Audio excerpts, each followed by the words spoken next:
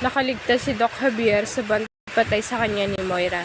Dahil na pagprotekta ni Dr. Carlos sa kanya, kaya imbis na si Dr. Javier ang nabaril, ay si Dr. Carlos ang nalagay sa posisyon na iyon. Pinuntahan ni Zoe ang totoong tatay niya na si Dr. Carlos dahil sa nabalitaan niya na ito pala ang nabaril.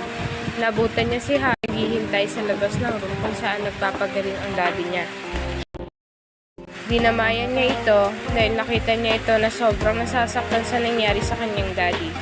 Sinabi ni Harry ang tanging daddy niya lang ang meron siya. Ito lang ang tanging pamilya niya.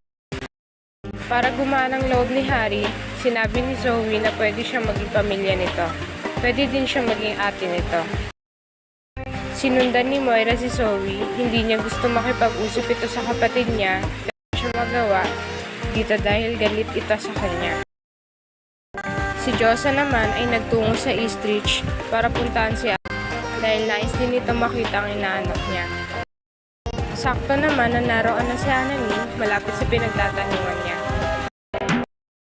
Habang kausap si Giselle, sinabi ni Lynette na paano kung nadamay lang talaga si Carlos at paano kung sinadya talaga nangyari.